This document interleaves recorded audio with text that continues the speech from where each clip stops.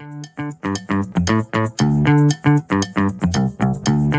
yo, what's up, folks? This is Buffy Jamison once again, and this is Don't Diss My Abilities Just 'Cause You Jelly, Analyzing Ableism and Racism in the Workplace, a Case Study, Part 2.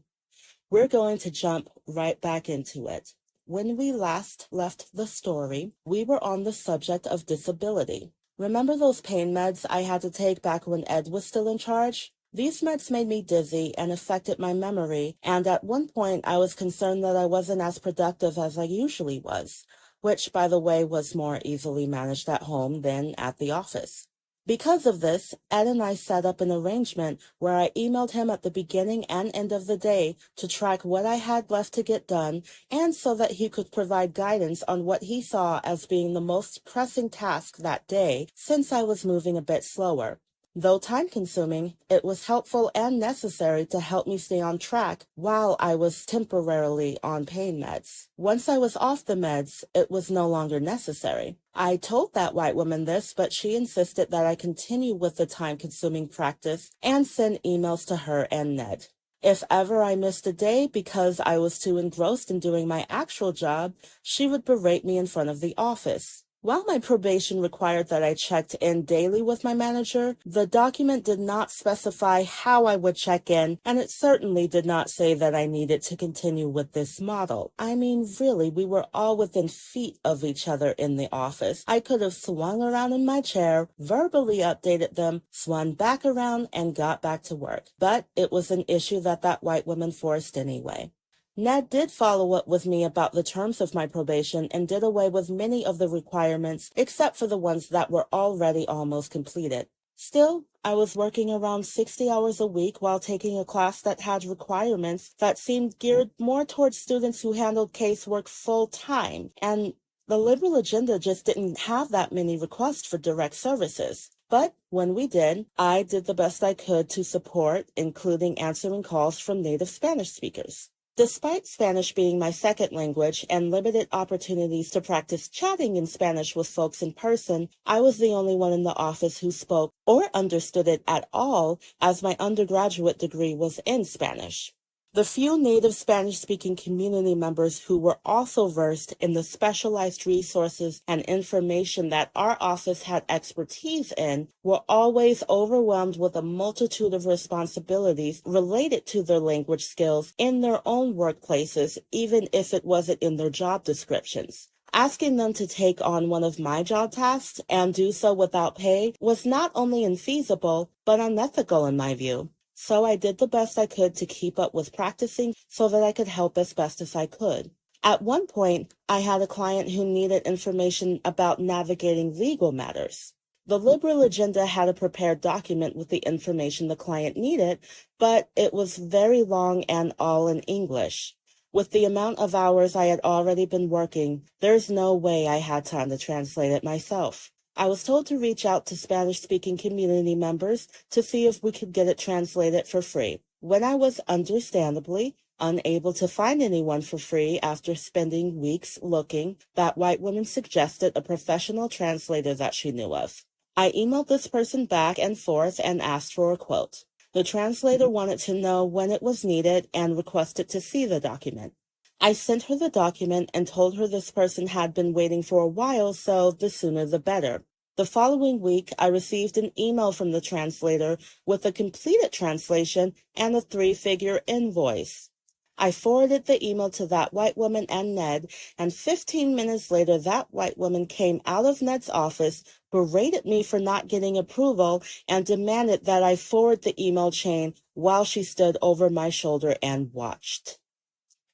A week later, everyone in the office was told they could go home early so that the office was empty before our meeting. When it was our meeting time, I was told that the people who were in charge of the class I had been signed up for were upset. The white man and white woman in charge of the program emailed my counterpart and I multiple times and CC'd Ned to complain about us not meeting their demands. I was told by that white woman that she'd witnessed my aforementioned counterpart setting up a room all by themselves, and that it was a problem despite this coworker telling me several times after I would offer help that they preferred to set up alone because it was cathartic. I was blamed for a mistake that I believe Ned caused, not me. The three-figure translation was mentioned. Ned said that the client having to wait a long time for the translation meant that I was quote-unquote behind, which, not a thing in case management. Each case varies and takes different amounts of time. Also, there were no time policies in place for finishing casework.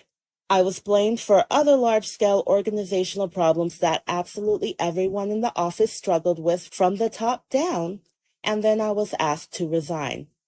While I did push back, as I had so many times over the past 3 months, at that point I was too burnt out to want to deal with their BS anymore. So I signed the printed document they had for me, which simply stated I resign, and then I proceeded to get up and gather my things. TWW then told me that she had an event planning meeting coming up and asked if it was okay that they were going to have it in the office or if I wanted her to move it to another location. I immediately replied that I preferred it moved. She said that she would let them know, quote, on such short notice, unquote, and then left.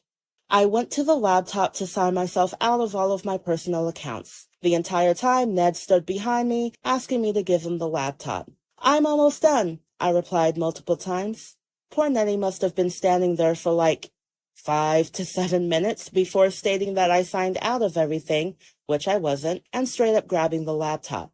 I honestly find it fascinating that they both expected me to be accommodating or jump to follow any orders at that point. Any semblance of control they hoped to have over me was released the moment I signed that document, though. To help me get all of my stuff, I called my parents, and they agreed to come up immediately. After I got off the phone, Ned asked me, "Who's coming?" And I said, "My parents, to help me. Would you get me more boxes, please?" When my parents arrived, my mother said his eyes got really big, so she smiled at Ned to reassure him. He continued to get boxes to help us get the rest of my stuff. My parents both thanked him for his help, and we were on our way. A few months later, after trying to make sense of my experience, I contacted a former coworker to go out to lunch and talk about it. I'll refer to this person simply as my friend. During our lunch, I expressed my suspicions about that white woman as I assumed she was behind much of what went down. It was then that my friend told me about some emails they came across while organizing email inboxes, something they were tasked with doing for each Liberal Agenda staff member because, again, we were all behind. They proceeded to describe emails between TWW and Nettie dating back to Ned's first week on the job. That white woman was pressuring him to get rid of me immediately before he had the chance to get to know me. And those daily emails she would start tripping over if I missed a day? Yeah, she was using those to complain about anything I didn't get done that day and to paint me as incompetent. If I used flex hours, it was a problem. In fact, I remember a meeting where they both talked over me to each other about me while I was still in the room because they were aghast at how I used my flex hours. As a result, they passed a new policy stating that everyone in the office had to use their flex hours in the exact same way that I had described using them multiple times in that meeting. But they decided their policy was a brand new idea that everyone wasn't already following, they were, and that this would ring me in, I guess. Anyone else who needed to flex was given grace, besides my friend and I, who was also placed on probation the same day I was. My friend also told me about statements that were made after I left. Not wanting to break tradition, TWW trashed my work, especially that brand new event centering Cutie BIPOC, calling it a waste of time. However, when it was time to put the event on again, she was all for it, and I know that because I was in the email chain where she was invited. I'll also note that there was no HR at the Liberal Agenda, so there was nowhere for me to go when all of this was happening. I will always be grateful to my friend for having my back and telling me the truth. While I had a strong support system and years of coping mechanisms to lean into, this experience did not come without repercussions. When I was first put on probation, I initially thought that I must have missed some signs or hints due to being autistic. This made me wonder if being employed was a feasible reality for me, as I was very much aware of the disparities disabled folks face in employment and in society in general. I feared maybe I wouldn't be able to work at all and that I would end up on disability for the rest of my life. While these fears were short-lived, this activated my depression as well as my PTSD. The extreme lack of sleep, lack of free time, stress from job searching while under these pressures, and everything else I was dealing with at work activated my anxiety. My mental health took a huge dive, and I found my brain drifting back into suicidal ideation. I dealt with unemployment for a huge period of time, which meant I had to drain my savings. While this was partly due to the pandemic, it wouldn't have occurred had I not been targeted. This had major consequences for my life that continued long after this series of incidents. I skipped gatherings I was invited to because I knew that white women would be there, and I didn't want to get into an argument because I sure as hell didn't plan to pretend.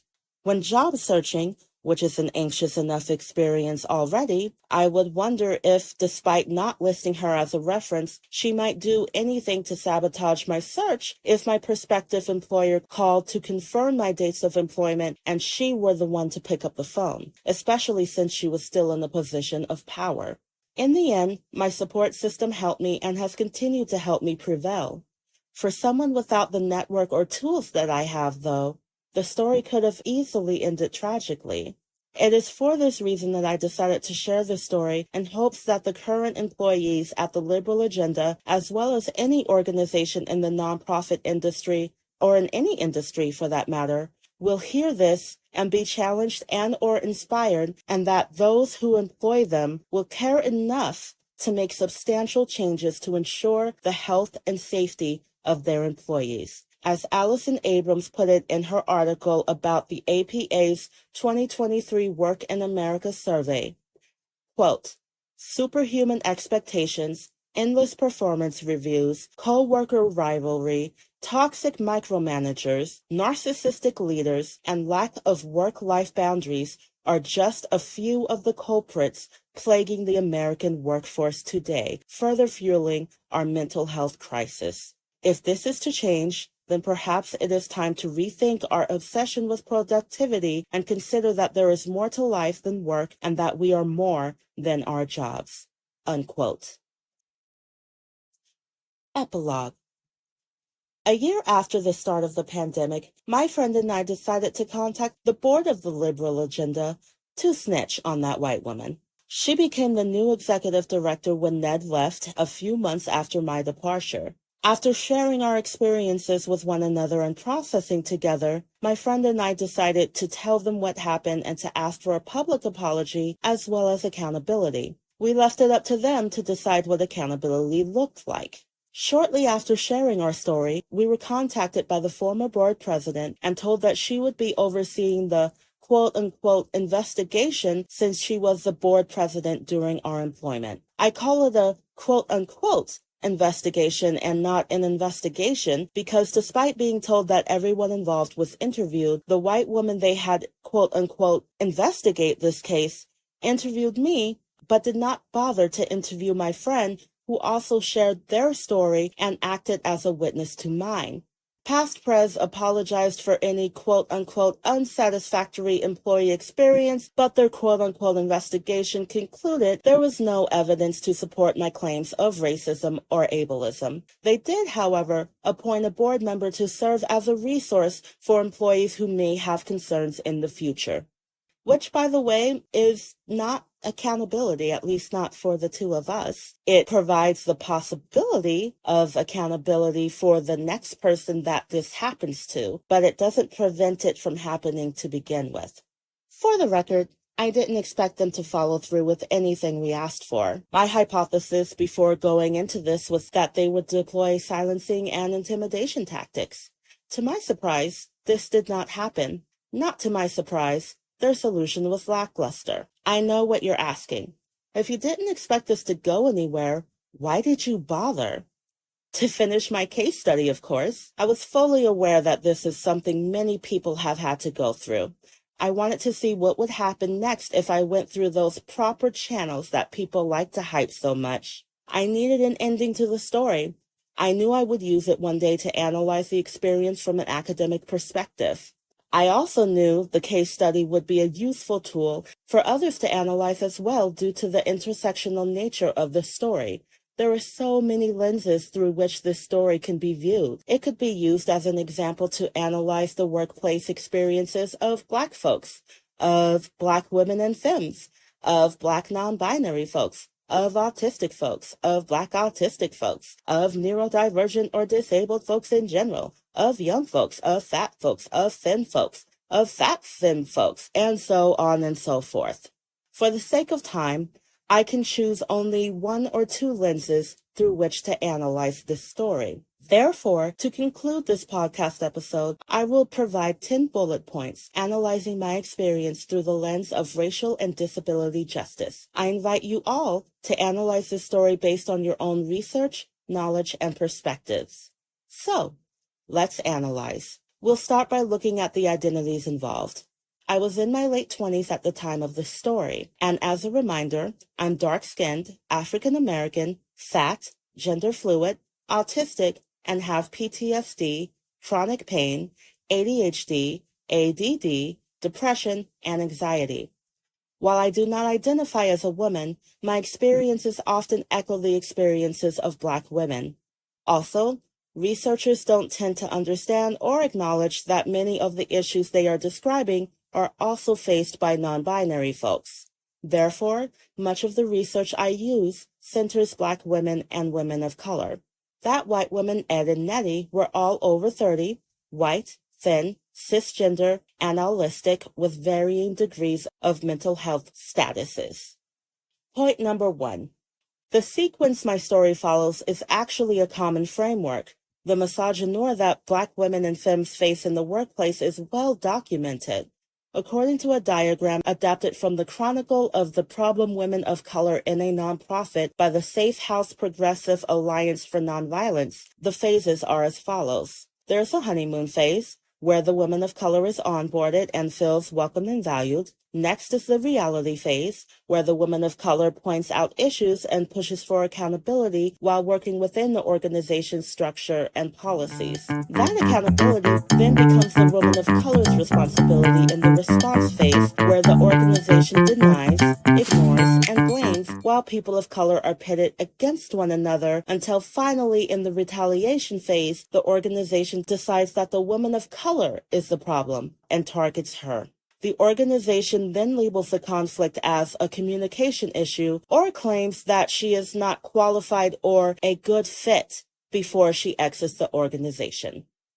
Number 2. The microaggression that I faced about not understanding emotions is a type of interaction many disabled people face. It's called benevolent ableism, which is a form of paternalistic patronization against disabled people. While sometimes unintended, it can be destructive and lead to micromanaging, exclusion, gaslighting, and negative mental health impacts for the person or people experiencing it.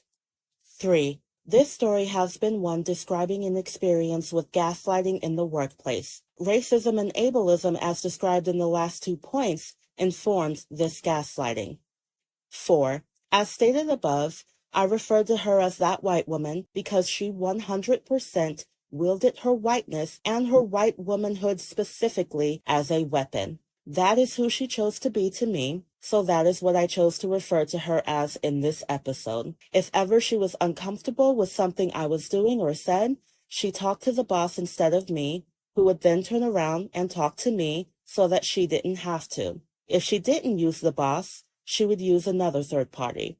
In the rare instance that she did speak to me about her concerns directly, it was always in front of an audience. To others, this may have simply been seen as timidity. For me, it was a way of painting me as intimidating, an experience that many Black folks in the U.S. and specifically in Iowa are familiar with. As a Black femme, I'm used to this treatment. Black women and femmes are often treated as a threat, when really we are the ones in need of protection. It's a play that white women use often, and oftentimes it works.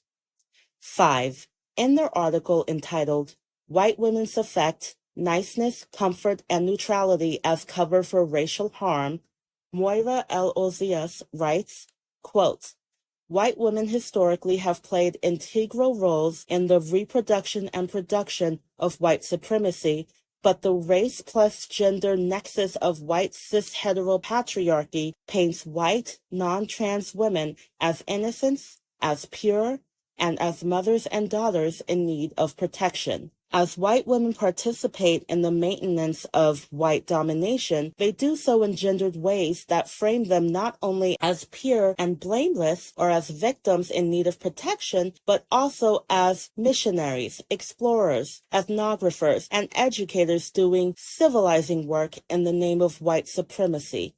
Unquote. Civilizing work like the kind of work that tends to be done in nonprofits. 6. Niceness is a gendered concept and is seen as a feminine trait. In our society, women are expected to be nice and avoid showing aggression. However, because of this pressure to not be aggressive and a lack of guidance around conflict resolution, niceness is often used to mask aggression. So, when niceness is lauded as a valued trait that everyone is expected to demonstrate in a culture that is already toxic, it still stands to create this passive-aggressive dynamic. This dynamic also perpetuates racism. In Iowa, it tends to be covert, and as Ozias put in an aforementioned article, quote, under the guise of professionalism, even progressivism, in academic and community spaces, civilizing work in the name of being good perpetuates both structural and interpersonal violence that is physical, psychological, emotional, and spiritual. Unquote. 7. Before hiring Black and Indigenous and other people of color, it's important to train your predominantly white organization properly. This training must include intensive anti-racist, disability justice, and other social justice topics that cover the barriers and ways to remove them and support marginalized communities. When these things are not in place before hiring BIPOC and or disabled folks, it's basically like inviting your new employee to a barbecue, but then expecting them to bring the culture, the plates, the solo cups, the veggies, the meat, the bread, the drinks, the grill, the charcoal, the matches, some damn frisbees and board games, etc., etc. Instead, make sure these things are already provided so that all employees need to do to prepare is maybe bring one dish with them. And make sure to have everyone contribute to the cooking and setup so that at the end, you're all eating the sumptuous banquet of social functionality together. I can smell the satisfaction from here. 8. Punishment fuels injustice and demotivation, and it discourages open communication. It does not render lasting positive effects. In this situation, it only serves to perpetuate a continued decline in my sense of safety and belonging in the organization. It also makes employees with marginalized identities more vulnerable to attack, especially when the steps I outlined in points 7 and 8 are not taken. Managers must encourage conflict resolution and nonviolent communication practices to cultivate a workplace culture that is actively anti-toxic, not just not toxic, anti-racist, not just not racist, anti-ableist, not just, I didn't even notice I treat everybody the same, not helpful. These and trauma-informed practices should always be employed and discussed openly and regularly with the team. 9. White coworkers cannot simply be bystanders in this work. When all of this was going on, my coworkers were aware, but besides my friend, I have no idea if anyone spoke up directly on my behalf at all. If they did, it would have been nice to know about it. But I have no idea. But then again, that's the point of gaslighting. You're not supposed to be sure who's on your side or not. You're supposed to feel isolated. So openly showing support for your BIPOC and or disabled colleague who you suspect is being unfairly targeted is imperative. There are many people who know how to repeat social justice concepts and define them. They even know how to teach others about them and give advice for how to implement these concepts. Very rarely, though, have I personally encountered folks who strive to fully practice what they preach and analyze the ways in which they are falling short. If they act like they're allergic to feedback and call-ins, this only worsens the problem. The result of these shortfalls is usually the declination of the mental, physical, and financial well-being of marginalized folks, especially multiply marginalized people.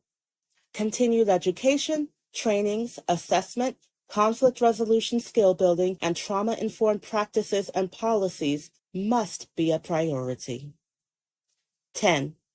The nonprofit industrial complex is every bit as extractive and problematic as other industries.